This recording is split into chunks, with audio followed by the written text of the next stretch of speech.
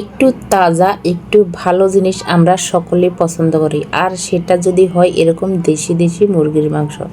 কেমন আছো সবাই? আশা করি ভালো আছো। কাকলিরানি কিচেনে তোমাদের সবাইকে স্বাগতম জানিয়ে শুরু করলাম আজকে নতুন ভিডিও নিয়ে।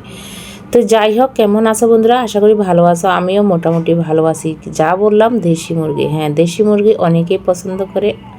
অনেক বলতে সবাই, যারা না খায় তারাও কিন্তু দেশি মুরগিটা পছন্দ করে। পোলট্রি মোরগ আমার ঘরে আনা হয় না, আমরা পছন্দও করি না। পছন্দ করব কিভাবে? যে জিনিসটা খেয়ে শরীরের জন্য ক্ষতি হয় সে জিনিস না খাই ভালো। হ্যাঁ, তো যাই হোক, এখন মুরগিটা আমার ননস মানে আমার দিদি আসছে, তো উনি কাটতেছে।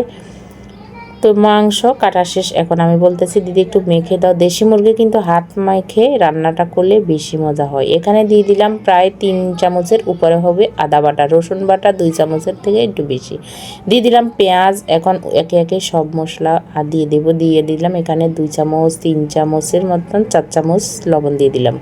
লবণ কিন্তু পরিমাণ বুঝে দিতে হবে, বেশি লবণ হলে খাওয়া যাবে না। এখন দিয়ে দিব হলুদ। প্রথমে দিলাম 2 চামচ 3 চামচ হলুদ দিয়ে দিলাম। যাই হোক, এখন দিয়ে দেবো আমি জিরার গুঁড়ি। তো এখানে কিন্তু তোমার দেশি মুরগি কিন্তু বেশি মশলা, কিন্তু যত কম মশলা দেওয়া হবে দেশি মুরগি কিন্তু ততই খেতে মজা হবে। জিরার গুঁড়ি দিয়ে দিলাম প্রায় 3 চামচের মতন। এখানে দিলাম শুকনো লঙ্কার গুঁড়ি। শুকনো লঙ্কার গুঁড়ি কিন্তু তোমাদের আন্দাজ খুব আমি বলিনি, কারণ এখানে আমি এই যে কোটোর ভিতরে একটুখানি ছিল সেটাই দিয়ে দিলাম। এখন দিলাম তেজপাতা, কাঁচা লঙ্কা। আমরা যেহেতু সবাই ঝাল কম পছন্দ করি সেজন্য একটু ঝালটা কম দিলাম। ঝাল কিন্তু আমরা কেউ খেতে পারি না।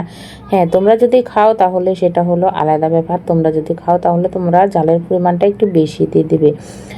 এখন কড়াইতে দিয়ে দিলাম সরিষার তেল। তোমার মুরগির মাংস কিন্তু বা যে কোনো মাংস তোমার সরিষার তেল দিয়ে বেশি মজা হয়। আমি সরিষার তেল আমার ঘরে এমনিতেই খাওয়া হয়, আমাদের সবাই খুব পছন্দ সরিষার তেলের তরকারি আমরা খাইয়ে থাকি। এখন ফোড়ন দিলাম শুধু জিরা দিয়ে। এখন বাস আর কি করব, মাংসটা কষিয়ে নেব। মাংসটা একটু লাল করে কষিয়ে তারপর পরিমাণ মতন জল দিয়ে দেবো। তো বন্ধুরা, যারা এখন আমার ইউটিউব চ্যানেলটা সাবস্ক্রাইব করে নেয় তারা প্লিজ করে দেবে। অনেক দিন থেকে আমি ভিডিও ছাড়তেছি, কাজ করতেছি, কোনো কিছুই হচ্ছে না। যদি তোমরা পাশে থাকো তাহলে নিশ্চয়ই একদিন কিছু না কিছু আমি করতে পারবো। যাই হোক, এখন কষানো শেষ, পরিমাণ মতন জল দিয়ে দিলাম।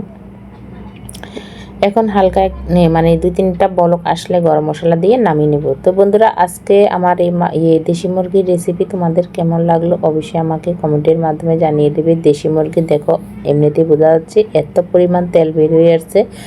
রান্না হয়ে গেছে গরম মশলা দিয়ে, এখন নামিয়ে নেব। সবাই ভালো থাকো। ভিডিওটি ভালো লাগলে লাইক কমেন্ট শেয়ার করবে আর সাবস্ক্রাইব করবে। সবাই ভালো থাকো। টাটা সবাইকে।